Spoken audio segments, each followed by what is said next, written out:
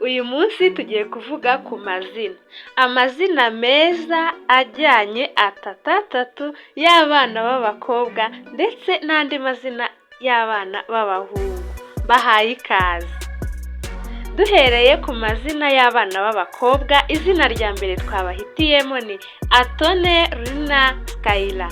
Atone bivuga gukundwa cyangwa se gukundwakazwa, Rina bivuze ibanga cyangwa se hari n'abatanga ubusobanuro ko bivuze ukwezi, Skyla bivuze kwifuriza umwana kuzagera ku nzozi ze ku rwego rwo hejuru.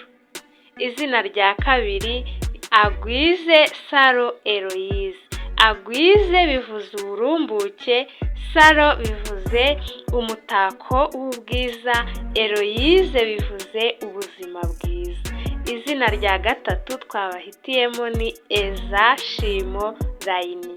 Eza bivuze kweza, Shimo bivuze ishimo cyangwa se ishimwe, Rayini bivuze kurabagirana. Izina rya kane twabahitiyemo ni Ikeza Shama Carmel.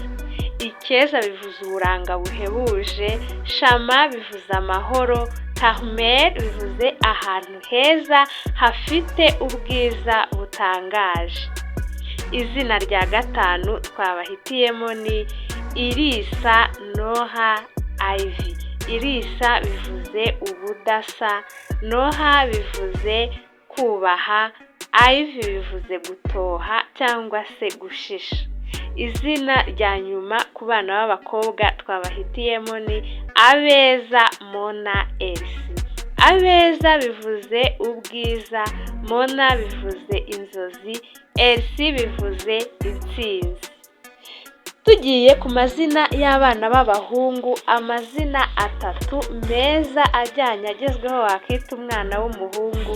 Izina rya mbere ni Randa Avi Kayden. Randa bivuze kwaguka, Avi bivuze papa w'amahanga menshi, Kayden bivuze inshuti. Izina rya kabiri ni Ikuzwe Jess Archie. Ikuzwe bivuze gushimwa cyangwa se gushyirwa hejuru, Jess bivuze impano y'Imana, Archie bivuze intwari cyangwa se umunyabwenge. Izina rya gatatu mu mazina y'abana b'abahungu ni Cyemezo Zach Owen. Cyemezo bivuze icyemezo cyangwa se umwanzuro, Zach bivuze Imana iribuka, Owen bivuze uwavutse neza cyangwa se uri ku rundi rwego. Izina rya kane twabahitiyemo ni Kirenga Biriva Gael. Kirenga bivuze igihangange, Biriva bivuze uwizera, Gael bivuze uwishimye cyangwa se unezerewe. Izina rya gatanu ku bana b'abahungu ni Iratwe Enzo Lael. Iratwe bivuze gushima cyangwa se ni kuratwa, Enzo bivuze umuyobozi, Lael bivuze uwishingikirije ku Mana. Izina rya nyuma ku bana b'abahungu ni Ishya Rika Gavin. Ishya bivuze kugubwa neza, Rika bivuze umucyo, Gavin bivuze inyangamugayo.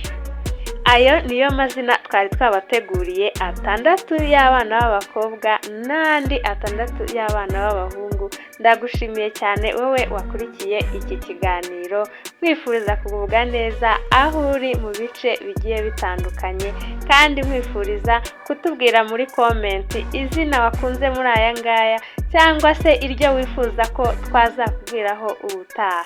Urakoze cyane, Imana iguhe umugisha. Naho ubutaha. Bye bye.